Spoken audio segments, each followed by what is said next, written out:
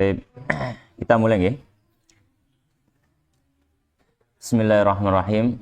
Assalamualaikum warahmatullahi wabarakatuh.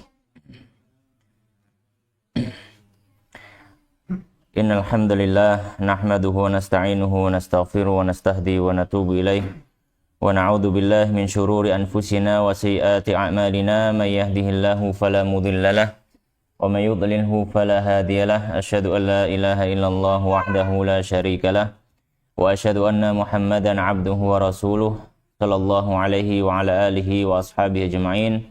Ya ayyuhalladzina amanu taqullaha haqqa tuqatih wa la tamutunna illa wa antum muslimun. Amma ba'd. Allahumma subhanaka la ilma lana illa ma 'allamtana innaka antal alimul hakim. Wa tub 'alaina innaka antat tawwabur rahim. Allahumma faqihna fid din wa 'allimna ta'wil warzuqnal ikhlas fil ilmi wal amal. Rabbi shrah li sadri wa yassir li amri wahlul 'uqdatan min lisani yafqahu qawli. Allahumma amin.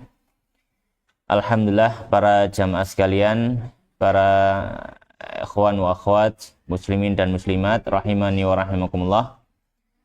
Kembali kita bersyukur pada Allah Subhanahu wa taala karena pada kesempatan malam hari ini Allah Subhanahu wa taala masih memberikan kita kenikmatan, okay. Meskipun dalam suasana yang remang-remang, insyaallah. Ya wonten napa nggih. Ini salah satu karunia Allah Subhanahu wa taala niki lampu nggih. Salah satu nikmat Allah, Masya Allah. Dan cukup terasa ketika nikmat Allah itu diambil dari kita.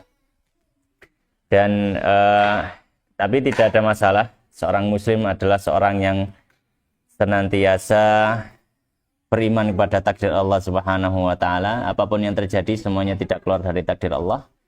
Ya, dan kita bersikap biasa. Ya, bersikap biasa sebagaimana yang disebutkan dalam hadis yang disebutkan oleh Nabi sallallahu alaihi wasallam. Beliau menyampaikan ajaban li amril mu'min fa inna amrahu kullahu khair. Perkaranya, urusannya orang beriman itu sangat menakjubkan, sangat mengherankan. Maksudnya menakjubkan, mengherankan adalah mengherankan bagi orang-orang kafir atau orang-orang yang tidak beriman dengan keimanan yang benar. Ya. Kenapa? Karena hidupnya orang mukmin itu senantiasa positif, senantiasa baik. Fa inna amrahu kullahu khair. Jadi vibe-nya orang mukmin itu selalu positif. Kalau orang mukmin misalkan ada hal-hal yang sifatnya kok dia merasa negatif atau yang semacamnya, maka mungkin ada keimanan yang turun dari sisi hatinya. Karena Nabi Islam menyampaikan fa inna amrahu kullahu khair. Semua urusan kaum muslimin, semua urusan orang mukmin selama dia hidup di dunia itu semuanya itu baik. Ya. Dan Nabi Islam menyampaikan, ya. Fa inna sabatu sarra syakara fakana khairun lahu. Gimana kok dia itu selalu positif hidupnya? Karena kalau dia dapat hal yang dia senangi, dia dapat hal yang dia dapat rasakan itu sebuah kenikmatan, dia bersyukur, fakana khairun lahu. Maka itu menjadi hal yang positif untuk dirinya. Fa in asabatu dharra sabar, fakana khairun lahu. Tapi kalau dia dapat hal yang mudarat, hal yang tidak disenangi oleh dirinya, jiwa manusia itu tidak menyukainya, jiwa manusia agak kurang sreg dengannya, dia bersabar, fakana khairun lahu, dan itu jadi kebaikan. Maka nggak ada sesuatu yang tidak bernilai kebaikan bagi kehidupan seorang mukmin. Apapun yang terjadi dalam hidupnya, maka dia senantiasa berpegang kepada keimanan, wabil khusus keimanan pada takdir. Oleh karenanya dalam hadis yang masyhur, ya, hadisnya Jibril, yang mana Jibril datang pada Nabi tanya tentang beberapa masalah agama, kemudian bertanya tentang keimanan. Nabi menjelaskan, antu'mina billahi wa malaikatihi wa kutubihi wa rusulihi wal yaumil akhir wa tu'mina bil qadari khairihi wa syarih. Nabi ketika menjelaskan 6 rukun iman, beliau cuma mengulang kata engkau beriman 2 kali. Yaitu beriman kepada Allah, itu pertama kan. Kemudian ditutup di akhir ketika mau menyebutkan tentang qadar, baru beliau ulangi lagi engkau beriman pada takdir. Yang lainnya nggak disebutkan engkau beriman, nggak diulangi lagi ucapan engkau beriman. Nabi cuma mengatakan tu'mina billahi, wa malaikatihi, kan gitu. Kau beriman pada Allah, pada malaikat dan seterusnya. Baru ketika mau menyebutkan takdir, Nabi seperti memberikan penekanan. Wa tu'mina bil qadari. Kamu beriman bil qadari, dengan takdir. Khairihi wa syarrihi, baik yang baik ataupun yang buruk. Ya, baik yang baik ataupun yang buruk. Itu menunjukkan bahwasanya yang pertama pentingnya beriman pada takdir. Pentingnya beriman pada takdir, sehingga Nabi memberikan penekanan secara khusus. Beriman pada takdir penting. Yang kedua, beriman pada takdir itu perkara yang berat, nggak semua orang bisa. Secara teori mungkin paham, pun khatam bolak-balik ngaji bab takdir, tapi ketemu kasusnya kurang mesti sakit bersabar, kurang mesti sakit ngamalaken iman kepada takdir. Ya. Oleh karena Nabi memberikan penekanan supaya ini benar-benar bukan cuma kamu pelajari. Beriman pada takdir itu bukan cuma teoritis, tapi ilmu praktis. Banyak orang yang mungkin tidak paham teori, tapi masya Allah, ya, dia itu sudah mengamalkan takdir lebih bagus daripada orang yang sudah khatam bolak-balik teorinya. Ya. Maka kalau kita mungkin sudah khatam, sudah sering kali ngaji temanya takdir. Ya, maka harusnya kita lebih semangat. Saya pernah dengarkan satu kisah gitu ya dari seorang kiai. Kiai ini beliau menyampaikan beliau itu sedang safar gitu, agak jauh dalam kondisi hujan. Tiba-tiba di tengah jalan perut beliau lapar. Beliau lapar. Kemudian beliau melipir ke samping jalan beli nasi goreng. Ya. Ini kisah nyata karena yang menceritakan adalah ya orang yang mengalaminya langsung, kiainya itu. Kemudian beliau melipir sambil nunggu nasi goreng matang, beliau tanya-tanya, ya sudah berapa lama Pak jualan ya, dan seterusnya, ya sudah lama begini dan begitu. Terus kondisi hujan, ya. Kemudian seterusnya, ya. Terus beliau menyampaikan, Pak, hujan-hujan gini kok masih jualan aja gitu. Kan gini kan ya, ya mungkin orang jarang yang mau beli gitu. Ya maka penjual nasi goreng tadi, ya beliau menyampaikan, ya tapi rezeki Allah itu tidak akan pernah meleset dari hambanya Mas gitu. Atau Pak, ya. Dan salah satu buktinya, kata orang penjual nasi goreng, salah satu buktinya, jenengan jauh-jauh dari kota sebelah, hujan kayak gini, jenengan mampir ke warung saya. Kenapa nggak cari restoran atau apa gitu saja? Ya mungkin nyaman, jenengan bisa parkir mobil, bisa masuk, di dalamnya juga terlayani dengan baik. Ngapain nggak melipir di pinggir jalan gitu? Itu kan menunjukkan banyak, masya Allah, ini beriman kepada Allah dalam masalah takdir dan seterusnya. Maka ini termasuk hal yang perlu diperhatikan oleh kaum muslimin. Kembali ke tema yang akan kita bahas, insyaallah pada kesempatan malam hari ini adalah tentang masalah taubat.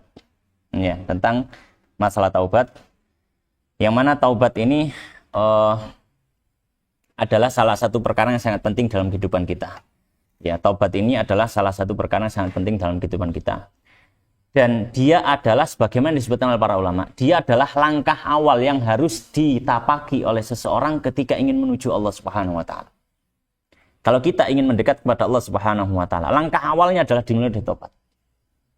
Maka insyaallah malam hari ini kita akan bahas beberapa masalah yang berhubungan dengan taubat. Ya. Dan kita ambil faedah dari sebuah nazm yang membahas tentang fikih suluk atau membahas tentang tazkiyatun nafs. Ya, yang ditulis oleh Syekh Muhammad Maulud Ibn Ahmad Fal Al-Yaqubi rahimahullah taala. Di sini beliau akan menjelaskan salah satu pembahasannya banyak tentang masalah tazkiyatun nafs, tapi salah satu pembahasannya adalah taubat. Nah, kita akan ambil dari apa yang beliau sampaikan di sini dalam pembahasan taubat. Ala kulli hal, maka ada beberapa masalah yang perlu kita perhatikan yang akan kita bahas pada kesempatan malam hari ini.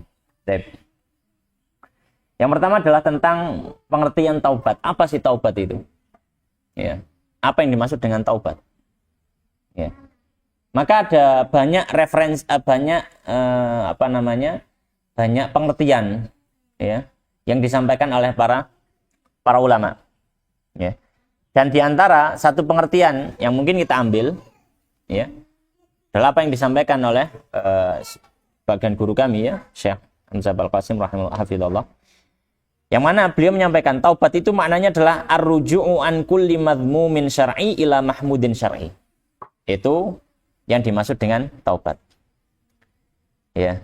Taubat itu apa? Taubat itu orang berpindah dari perkara yang dicela secara syar'i menuju perkara yang dipuji secara syar'i. Bertobat itu adalah berpindah, bergeser dari perkara yang dicela secara syar'i menuju kepada perkara yang dipuji secara syar'i. Ya. Itu sebagian ulama memberikan definisi pengertian taubat itu seperti itu. Bergeser dari perkara yang dicela secara syar'i menuju perkara yang dipuji secara syar'i. Ini salah satu pengertian. Kita nukilkan pengertian yang lain. Ada pengertian kedua. Yang ini disebutkan oleh Ibnu Allan rahimahullah taala Al-Makki.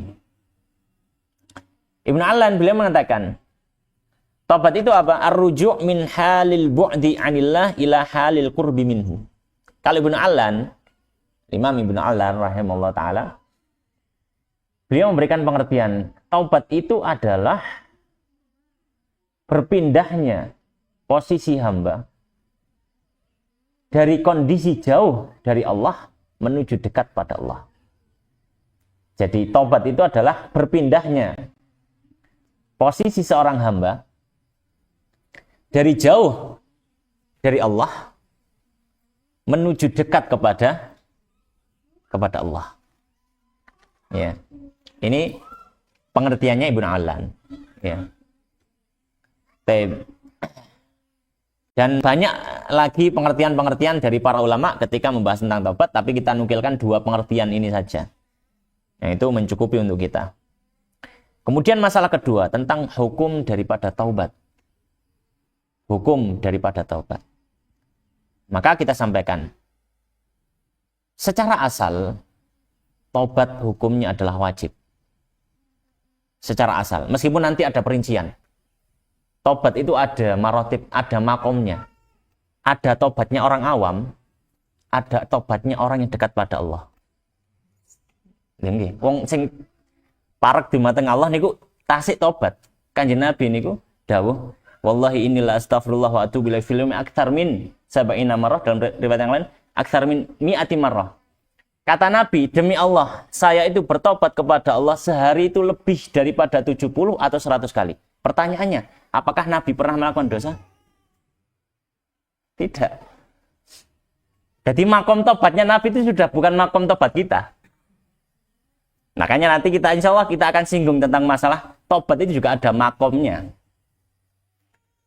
Kalau tobat dari dosa dan seterusnya itu makom orang biasa. Makom orang biasa. Ya, jenengan kepengin jadi orang yang kenapa levelnya munggah ya, makomnya beda. Ala kelihal, kembali ke ini tadi. Masalah kedua tentang hukum tobat. Jadi secara asal hukum tobat itu wajib. Secara asal hukum tobat itu wajib. Apa yang menjadi dalil bahwa hukum tobat itu wajib? Di antaranya firman Allah Subhanahu wa taala dalam Al-Qur'an, banyak sekali. Di antara salah satunya Allah Subhanahu wa taala menyampaikan wa tubu ilallahi jami'an ayyuhal mu'minun. Perhatikan di sini. Allah memanggil orang beriman. Wa tubu ilallah, dan bertobatlah kalian kepada Allah jami'an semuanya. Ayyuhal mu'minun, wahai orang-orang beriman. Maka dalam kaidah atau dalam pelajaran usul fikih, kata perintah hukum asalnya memberikan dampak wajib hukum. Ya, hukum asalnya memberikan dampak kewajiban hukum. Maka Allah secara jelas menyebutkan perintah watubu. Watubu podo tobato sira kabeh ayyuhal mukminun he wong kang podo iman. Ya. Ilallahi maring Allah jami'an. Ya. Halis kabehane ayyuhal mukmin he wong kang podo iman. Jadi Allah memerintahkan tubu, itu perintah. Ya, watubu perintah. Maka hukumnya wajib karena apa? Perintah ayyuhal mu'minun la'allakum taqilun aw la'allakum tuflihun. Ya, semoga kalian beruntung. Itu salah satu dalil. Ya.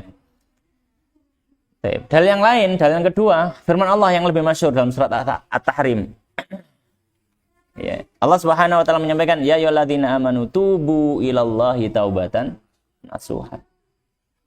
Allah menyampaikan, ya ayyuhalladzina amanu, wahai orang-orang yang beriman, ya, tubu ilallah, bertobatlah kalian semua kepada Allah. Taubatan nasuha. Taubatan nasuhan, ya. Dengan taubat yang nasuh. Apa yang dimaksud dengan taubat yang nasuh itu? Taubat yang bersih, jujur, ikhlas, itu nasuh. Bersih, jujur, ikhlas, itu nasuh. Ya, itu nasuh. Bukan taubat yang bermain-main, bukan taubat karena ada keinginan-keinginan duniawi. Taubat memang murni karena Allah. Ya. Maka ini ya adalah adalah masalah kedua tentang masalah hukum taubat. Ya. Baik. Kemudian masalah yang ketiga. Ya, kalau kita sudah mengetahui tentang pengertian taubat, kemudian yang kedua kita mengetahui tentang hukum bertobat. Sekarang masalah yang ketiga adalah tentang rukun taubat. Dan ini yang disebutkan dalam ditulis oleh Syekh Muhammad Maulud rahimahullah taala dalam nazamnya. Beliau menyampaikan, "Bitaubati bdati fala maqamu yasbikuha fahyalaha imamu wa hiya tanaddumu ala an i'tada wa azmuhu alla ya'uda abada wa tarkuhul ana lahu wa in asar ala dhunubin ghairihi fi man tasar." Nah, kita sampaikan rukun taubat ada 3. Rukun taubat ada 3. Yang pertama adalah memiliki perasaan menyesal atas dosa yang sudah dilakukan. Memiliki perasaan menyesal atas perkara kesalahan yang sudah dia lakukan. Iya. Ini rukun yang pertama. Dan rukun ini sangat masyhur sekali disebutkan oleh para ulama. Ya. Dalam kitab-kitab Tazkiyatun Nafs, termasuk juga termasuk juga disebutkan oleh Imam Nawawi dalam Riyadhus Shalihin. Beliau nukilkan di situ. Ini rukun yang pertama yaitu an-nadm atau tanaddum, menyesal atas kesalahan dosa yang sudah dia perbuat. Itu dulu. Ya. Maka kalau misalkan orang itu ingin bertobat, apa yang pertama kali harus dia lakukan? Dia harus menyesal dulu. Dia harus menyesal dulu. Ya. Orang nggak menyesal dari dosanya, dia tidak akan bisa bertobat. Orang tidak pernah menyesal dari dosanya, dia tidak akan bisa bertobat. Ya, dia tidak akan bisa bertobat. Kalaupun mungkin secara lisan dia bertobat, hatinya tidak akan bisa bertobat. Kenapa? Karena selama hatinya nggak ada rasa penyesalan, dia merasa baik-baik saja. Dia merasa baik-baik saja, nggak ada yang salah dengan dirinya. Orang yang mau bertobat itu harus merasa dia salah. Karena tobat itu kan gampangannya, sederhananya dia kan minta maaf kepada Allah. Lah nek gak ngerasa salah lah apa njaluk sepuro kan ngoten. Kadang ada orang yang disuruh, kamu minta maaf, misalkan anak-anak, kamu minta maaf. Ketika dia nggak merasa bersalah, ya ngapain minta maaf, saya nggak salah, kan itu. Demikian juga kesalahan kita kepada Allah. Kalau kita nggak merasa, hati kita nggak peka, dan kita akhirnya nggak punya rasa penyesalan, kita nggak akan bisa bertobat pada Allah Subhanahu Wa Taala. Ya. Oleh karenanya, sebagian dari para ulama menyampaikan, ya, termasuk kenikmatan yang paling besar yang harus disyukuri oleh seorang hamba apa? Hatinya itu masih sensitif terhadap dosa. Ini kenikmatan tiada tara. Kenikmatan yang paling besar yang harus dinikmati, harus disyukuri juga dan dijaga. Apa? hatinya masih diberikan apa? Sensitif. Bayangkan kalau hatinya dihilangkan rasa sensitif. Sudah nggak ada sensitifnya. Iya. Cara alat kan bener, mboten enten sensori. Jadi apapun dia rasa biasa-biasa saja. Ya. Maka ini yang disebutkan dalam Al-Qur'an fi qulubihim maradun fazadahumullahu maradha. Atine loro ditambahi loro oleh Allah Subhanahu wa taala. Ketika apa? Hatinya sudah tidak ada rasa sensitif terhadap kesalahan dia kepada Allah.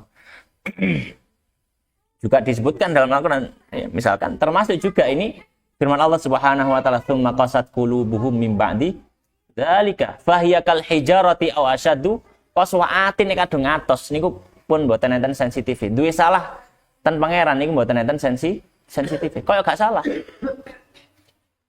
Nah, itu yang terjadi pada sebagian Bani Israel. Hatinya enggak sensitif kalau dia sudah merasa kalau dia sudah bersalah. Enggak rumangsa.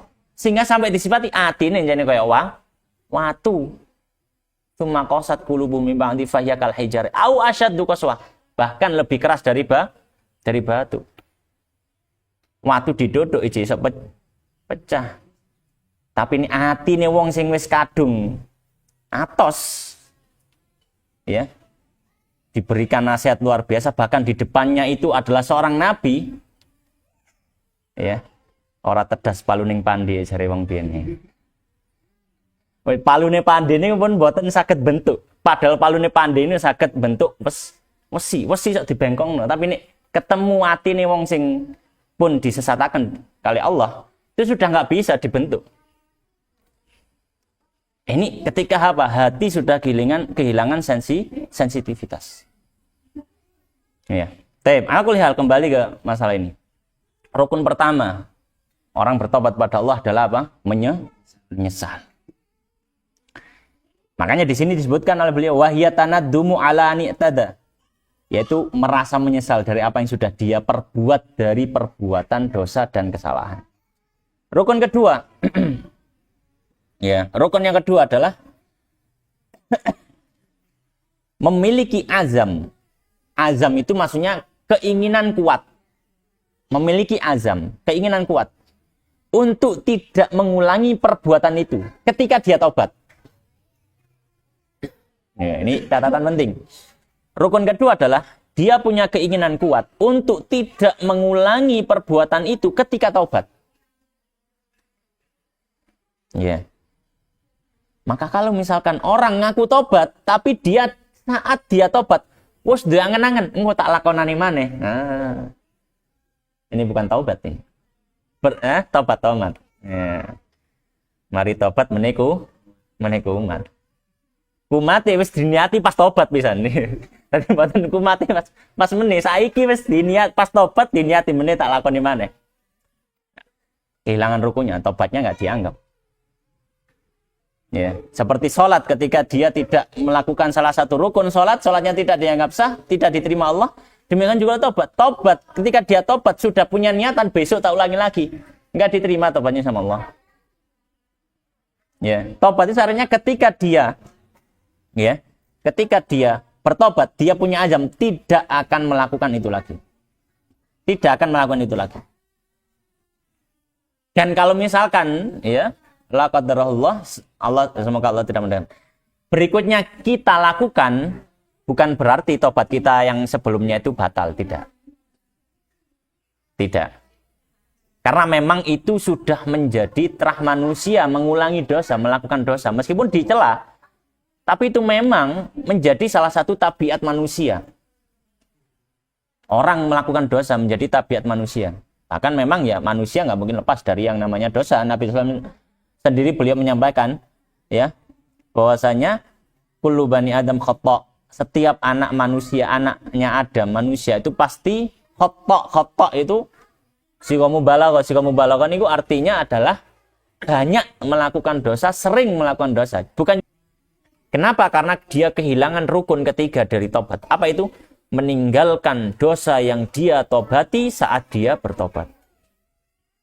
Saat dia bertobat. Ya. Maka kalau misalkan dia bertobat pada Allah dari maksiat A misalkan, maka saat dia bertobat pada Allah dalam kondisi saat itu, dia tidak sedang melakukan maksiat itu yang dia tobati. Ya.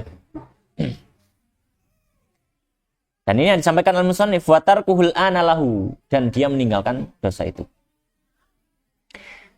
Nah, sekarang mungkin ada masalah tambahan, masalah masalah dari masalah ketiga ini. Apa itu?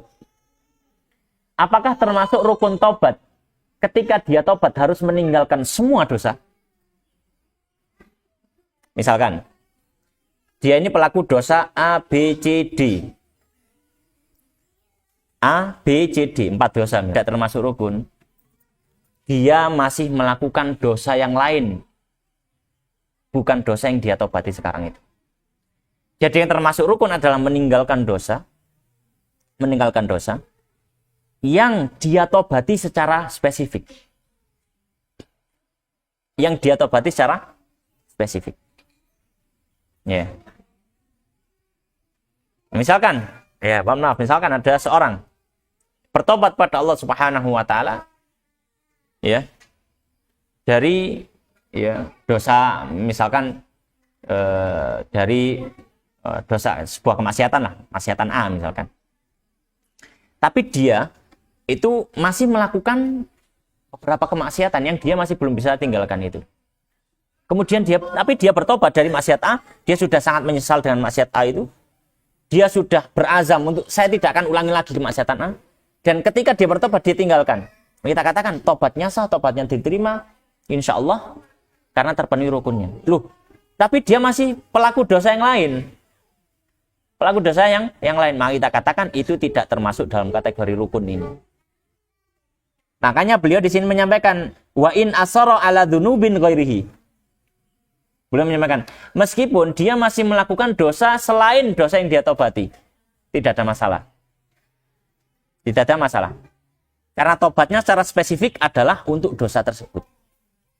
Maka dosa itu dia sudah tinggalkan, maka itu sudah cukup. Tidak harus meninggalkan dosa yang lain. Ya. Meskipun ya hendaknya berproses ya seorang ya. Mungkin tobatnya satu-satu gitu ya. Ada dosa yang paling mudah ditinggalkan, langsung tobati sekarang. Roto abot, dilatih sih, kemudian baru tobat dan seterusnya. Ya. Pada kuliah hal ini masalah ketiga. Ya. Masalah keempat, ya. Masalah keempat adalah syarat taubat. Syarat taubat ketika dosanya berhubungan dengan manusia. Ya, syarat taubat ketika dosanya berhubungan dengan manusia. Ya.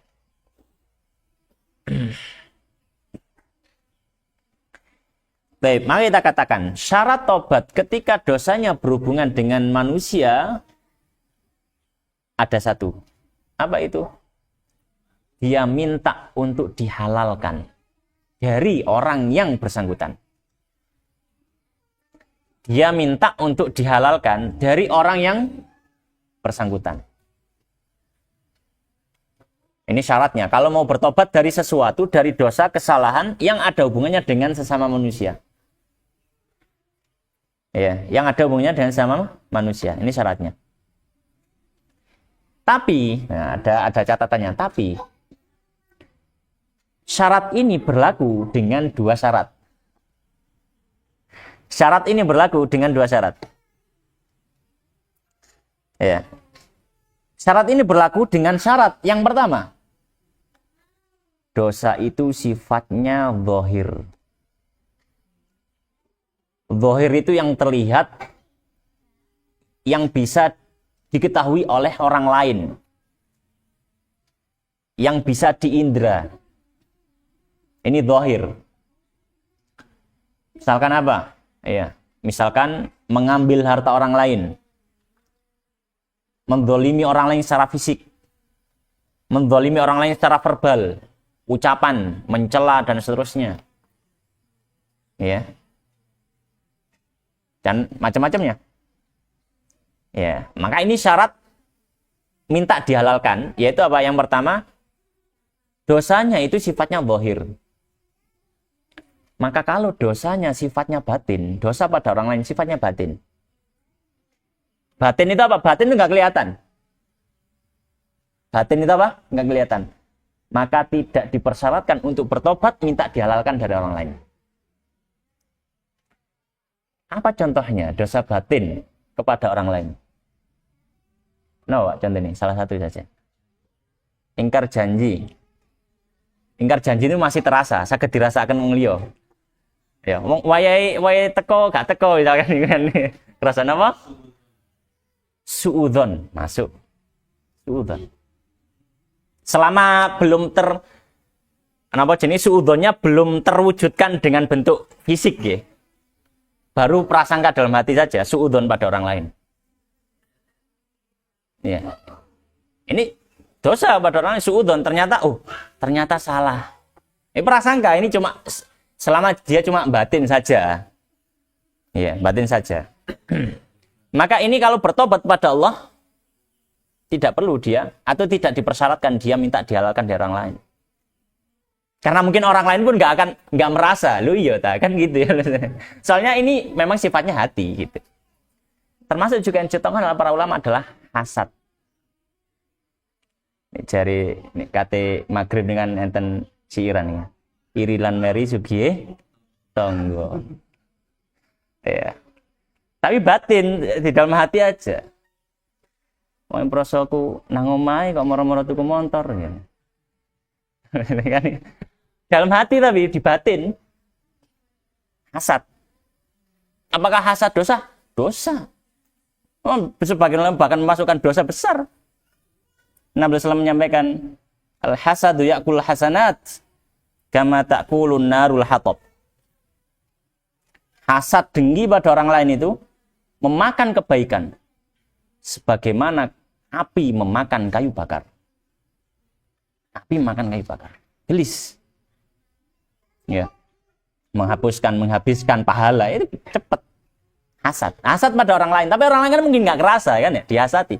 Baru kalau sudah bentuknya dikeluarkan, ngejak konconi, nah wis, ini sudah terwujud gitu, bukan cuma batin, ini maksudnya zahir sudah, zahir, karena sudah bisa diketahui orang. Kok wis ngejak konconi, delon ta wong iku, sudah wis. Maka ini harus minta dihalalkan. Ya, minta dihalalkan. Ini syarat yang pertama. Jadi syarat meminta dihalalkan dari orang lain ketika dosa itu berhubungan dengan orang lain itu terpenuhi kalau ada dua syarat. Syarat pertama adalah dosa itu dosa yang sifatnya zahir, bukan dosa yang hanya di dalam hati. Syarat kedua tidak muncul mudorot yang lebih besar ketika dia beritahu orang lain. Tidak muncul mudorot yang lebih besar ketika apa? Diberitahu orang lain. Iya. Maka kalau misalkan dosanya berhubungan dengan orang lain ini. Dosanya berhubungan dengan orang lain. Tapi kalau misalkan dia beritahukan, ini bisa muncul mudorot yang lebih besar. Bisa muncul mudorot yang lebih besar. Maka ketika itu kita bertobat pada Allah dan tidak perlu memberitahukan. Dan tidak perlu memberitahukan. Ya. Baik. Ya. Dan ini ya disebutkan contohnya oleh para ulama misalkan. Ya. Dan contohnya oleh para ulama, ya. Allah menjauhkan kita dari dosa. Misalkan ada seorang yang dia itu, naudzubillah, dia itu sempat berselingkuh dengan istri orang lain. Taruhlah mungkin nggak sampai zina, berselingkuh dengan istri orang. Kemudian dia bertobat, ini kan berarti istri orang lain kan? Dia bertobat pada Allah,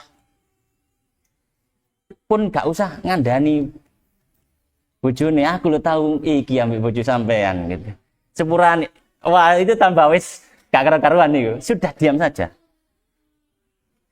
Kenapa? Karena ketika diinformasikan mudorotnya lebih lebih besar. Iso ngerusak rumah tangga nih wong barang. Ya.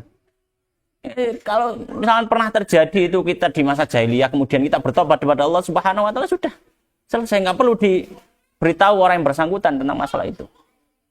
Nah, ini yang disampaikan oleh musannif di sini. Maka beliau mengatakan wasyartuha istihlaluhu lil adami, dan syarat taubat itu minta dihalalkan kepada manusia min haqqihi, dari haknya.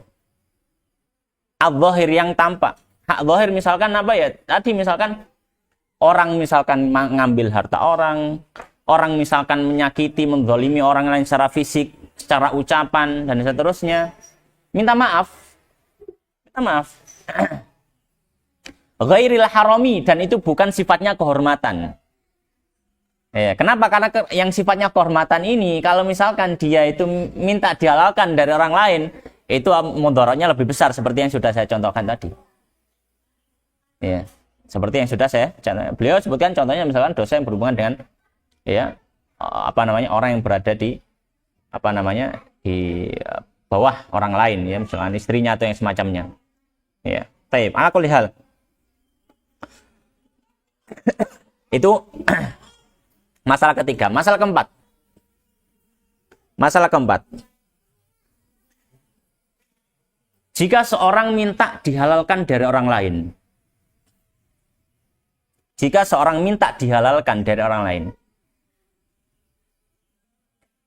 maka hendaknya memperinci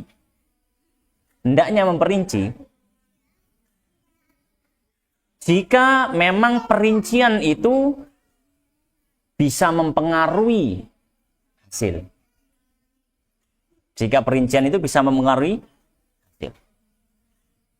Jadi termasuk hal yang perlu diperhatikan. Ketika orang minta dihalalkan dari orang lain, hendaknya memperinci. Jika memperinci itu apa? Bisa mempengaruhi hasil. Saya kasih contoh. Ada orang ngambil harta orang lain. Misalkan ada orang misalkan punya perkebunan di luar Jawa misalkan. Kalau perkebunan durian. Ya. Ya. Kenapa? Karena bisa jadi kalau tidak dirinci, hasilnya akan berbeda. Itu tadi, misalkan ada orang minta maaf ketika tahu duriannya itu adalah satu kebun, ya pasti insya Allah dia akan minta hitung-hitungan. Nggak mungkin dimaafkan begitu saja, nggak apa-apa mas. Gitu. Oh, panen setahun pisan ya, maafkan gitu. Duriannya setahun pisan, ya. Nggak bisa, harus hitung-hitungan. Tapi kalau misalkan dia sampaikan secara umum, orang akan menganggapnya itu nilainya sedikit, sehingga orang bisa memaafkan, melumrahkan. Maka di sini catatan poin masalah ya. Ya, masalah ini yaitu ketika orang minta dihalalkan, di antara perkara yang bisa mendorong orang untuk bertobat pada Allah.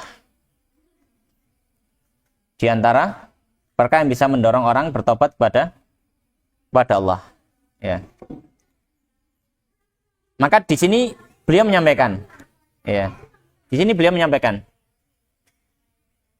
di antara perkara yang bisa mendorong bertobat pada Allah, yang pertama, banyak membaca dan merenungi surat An-Nasr.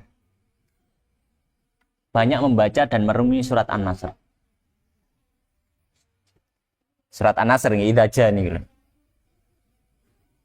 Allah Subhanahu wa taala menyampaikan idza jaa nasrullahi wal fath wa ra'aitan nasa yadkhuluna fi dinillahi afwaja fasabbih bihamdi rabbika wastaghfirhu innahu kana tawwaba.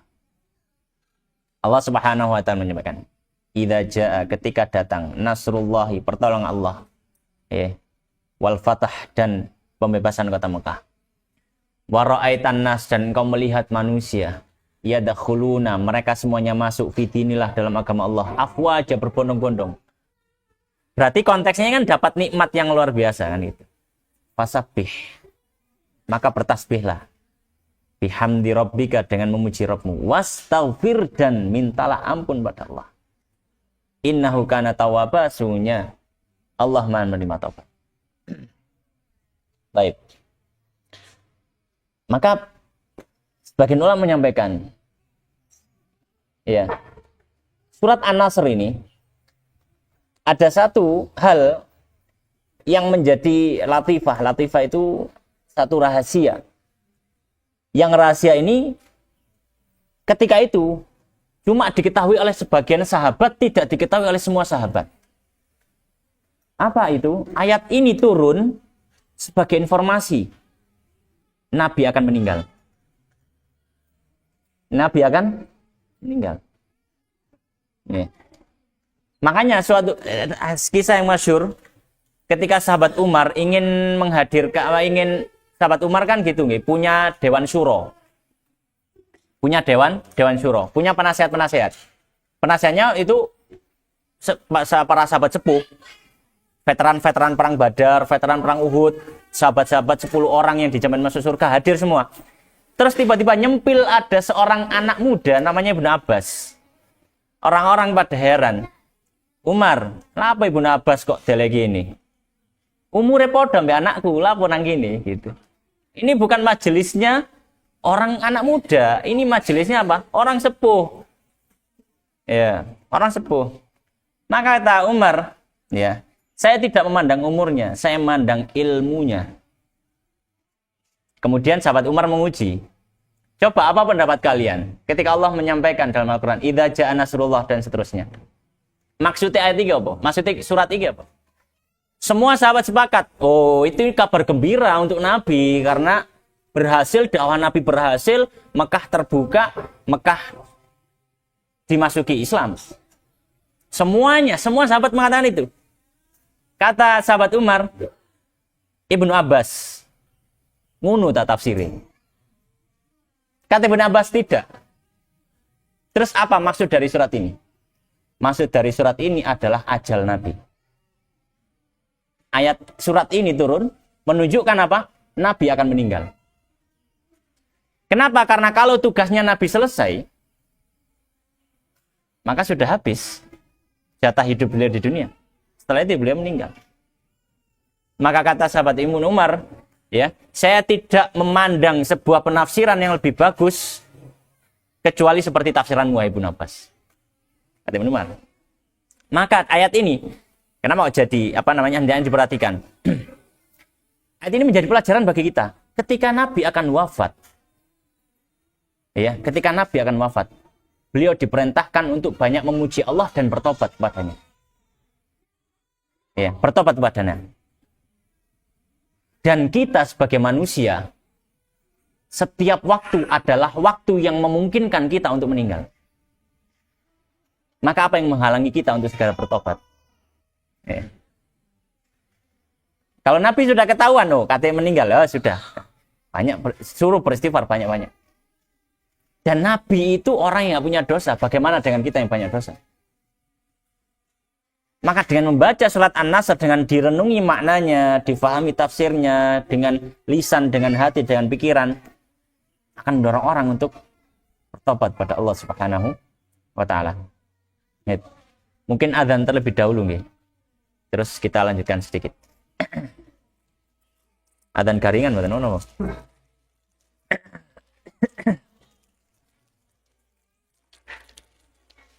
Allahu Akbar, Allahu Akbar.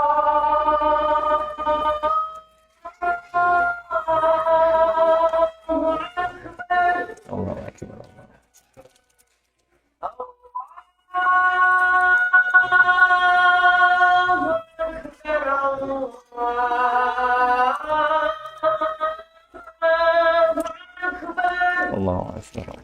Oh nggih.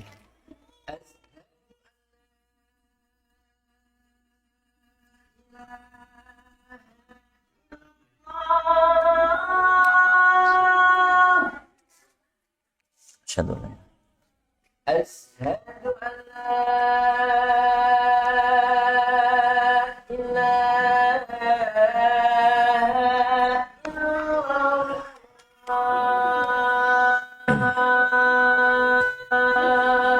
Asyhadu an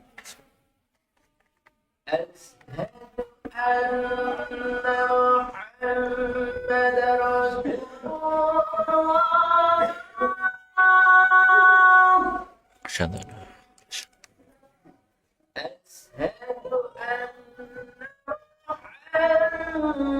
Muhammadar Rasulullah.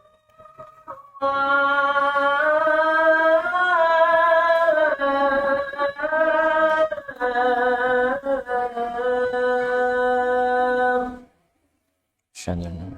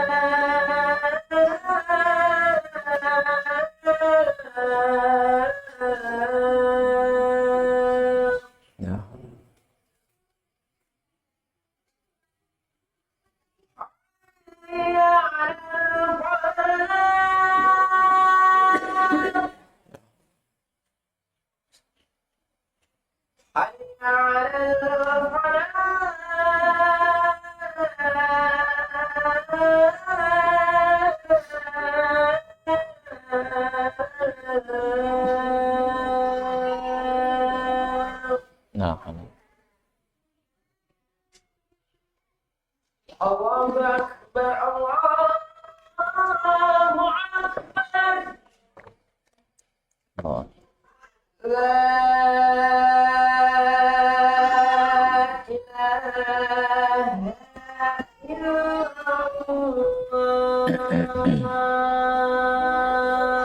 La ilaha illallah.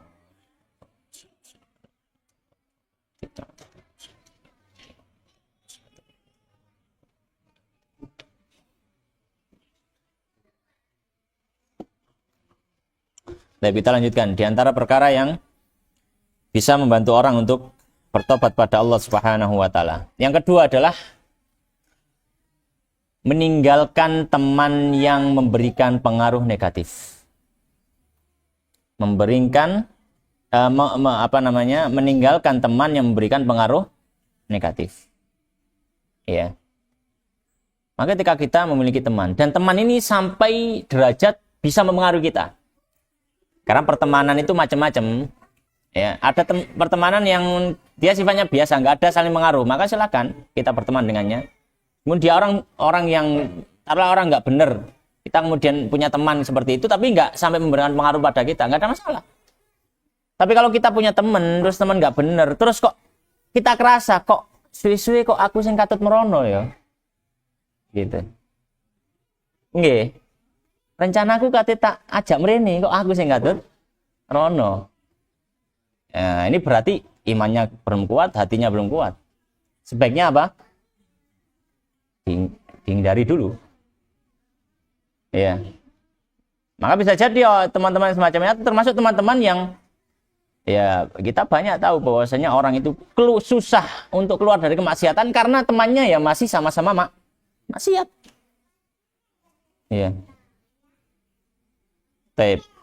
Dan Nabi SAW ya menyampaikan dalam hadis yang sangat-sangat masyhur ya bahwasanya almaru ala dini khalilihi. Falyanzur man yukhalil. Seorang itu tergantung teman dekatnya.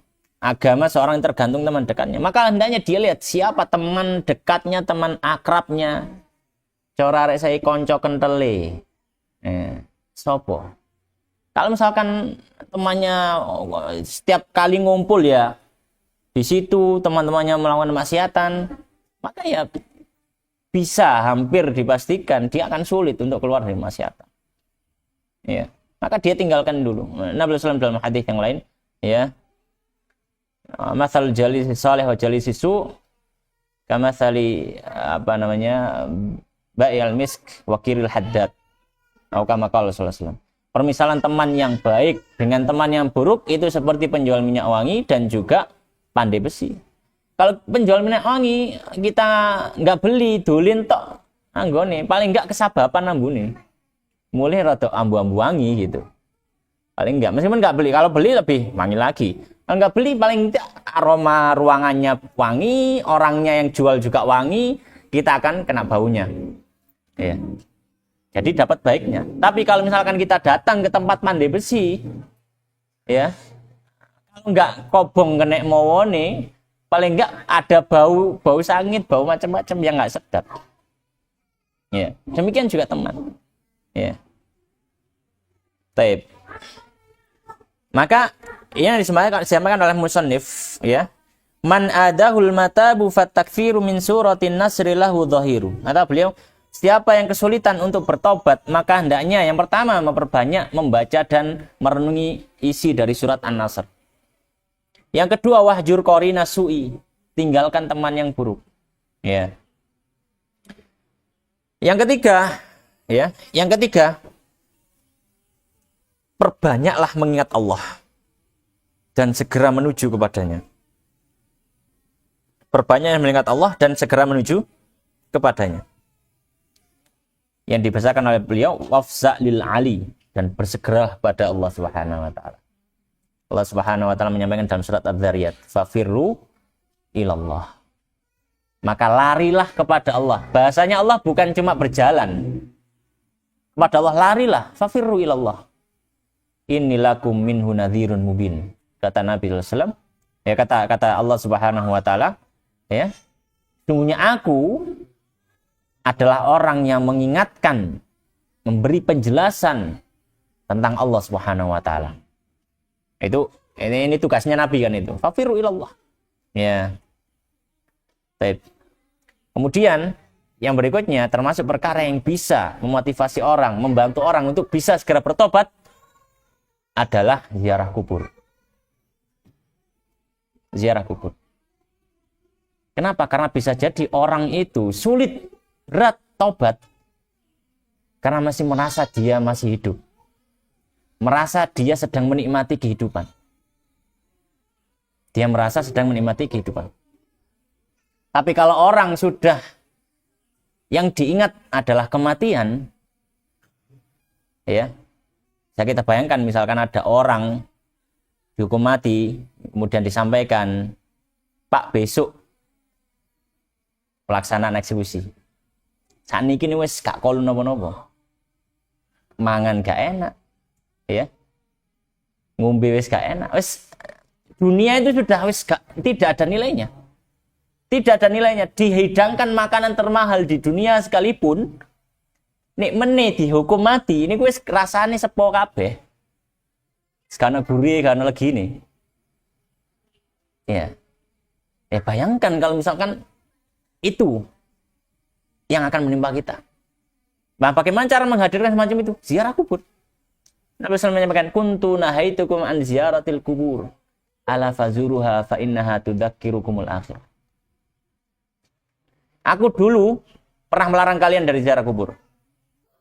Ketahuilah sekarang ziarah ini. Ziarah. Ya.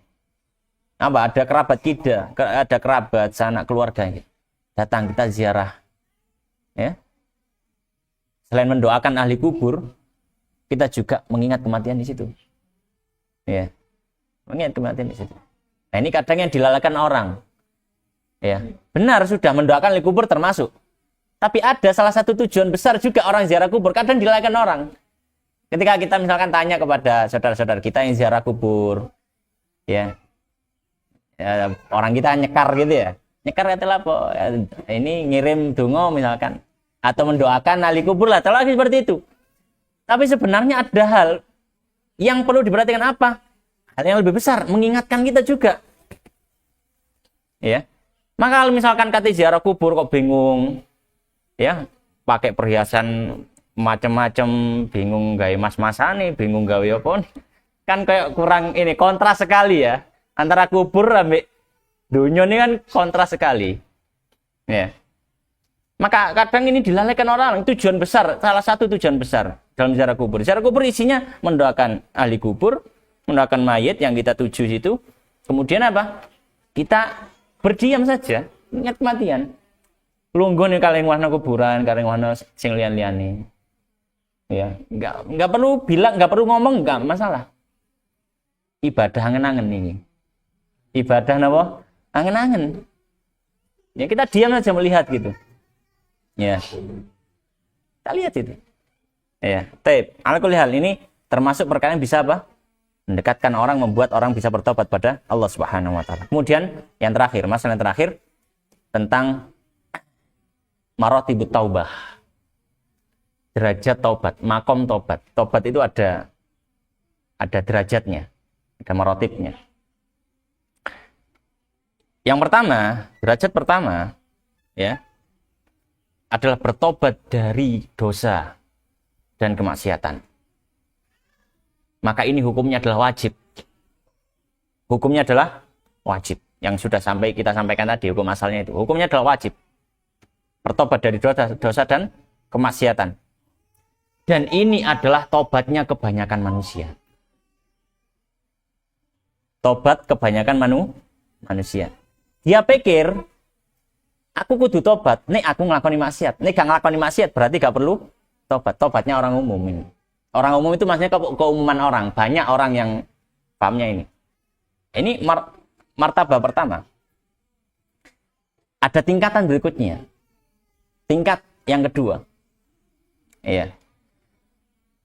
Bertobat dari perkara yang bukan dosa, tapi tidak disukai syariat. Yang dibahasakan dalam fikih disebut makruh. Makruh itu nggak dosa, tapi dia dibenci syariat. Dibenci syariat. Makanya tobat di atasnya. Perkara-perkara makruh. Perkara-perkara makruh. Contoh misalkan perkara makruh, misalkan hal yang menyelisih adab.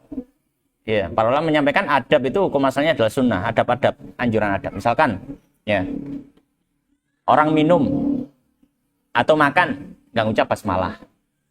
Minum dengan tangan kiri. Ya. Dan juga melakukan hal yang lainnya. Hal lainnya. Ya. Ya. Maka ini sifatnya makruh. Maka tingkatan kedua ini tobatnya hukumnya adalah sunnah, dianjurkan. Tidak wajib, karena kan kalau dalam strata hukum fikih haram musuhnya wajib, kan itu. Makruh musuhnya sunnah. Terus ada tengahnya mubah, kan itu. Maka derajat yang kedua, ini tobat dari perkara yang tidak dosa, namun dia termasuk perkara yang dibenci syariat. Maka hukum tobatnya adalah mustahab. Ada tingkatan yang lebih tinggi dari itu. Ya, yaitu apa? Dia bertobat kepada Allah ketika hatinya tidak lagi memikirkan Allah. Ketika hatinya ini lalai dari Allah.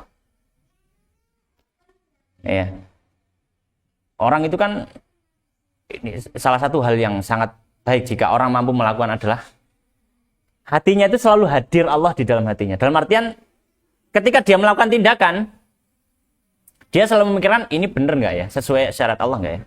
Selalu dihadirkan itu dalam hatinya. Jadi hatinya hadir.